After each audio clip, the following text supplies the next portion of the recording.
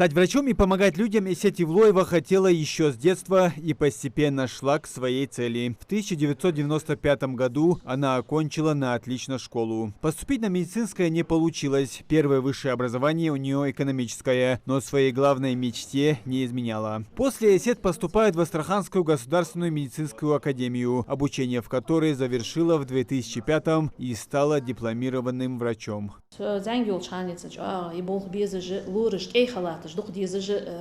إجبرديش دوغ غز دوالجر تأخيل يورا سيديش ياش عندك ديش تقازيش يالش ديش وقت جقصة ديش ياش صديق جبلخت يوا جقصة يا خجشت إيل يوراس إشت إيل نيجت دولجر نيسيلش بالخا.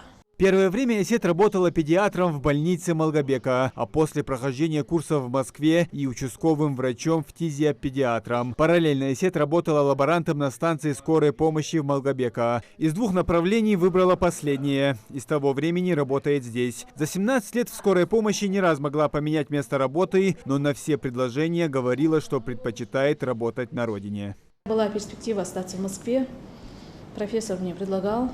Когда я проходила, я там и 2 месяца работала в Москве. Остаться там работать не получилось.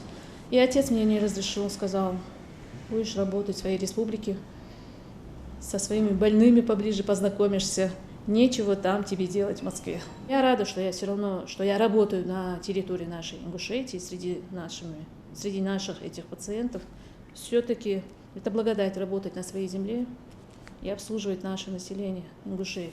Наше общение с Эсет прерывает очередной вызов. Пора ехать на помощь к больному. Этот адрес для бригады скорой помощи не новый. Здесь живет Руслан Салтукиев. Мужчина около 5 лет болеет астмой и периодически нуждается в поддержке специалистов. Часто на вызов приезжает именно 4-я бригада, в которой работает Эсет. Врача Руслан описывает как высококлассного медика и чуткого человека.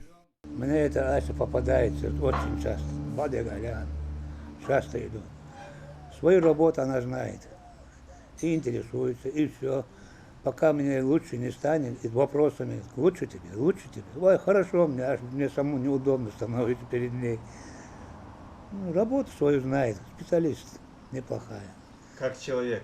Ну, как человек она вообще. Я-то с ней только 5 минут общаюсь. Но как человек общительно, она нормальная, хороший человек. Тем более, что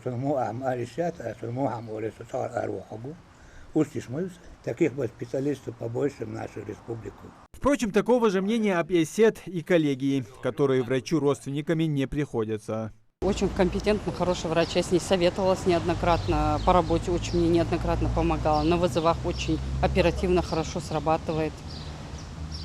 Я даже не знаю, только хорошие отзывы про нее, если только. Врач скорой помощи, как и любой другой медик, должен быть не только хорошим специалистом, но отчасти и психологом, отмечает Эсет. Случаи, как и настроения больных, бывают разные, и каждому пациенту нужен свой подход. Это тоже входит в часть их работы. Приезжаешь на вызов, порой приходит, ты не знаешь, что с ним делать. Прежде надо успокоить этого больного. И надо обладать какими-то навыками, успокоить его.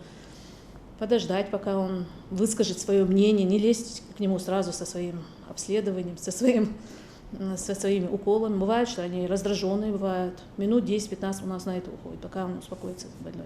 Психология должна быть. Индивидуальный подход к каждому больному.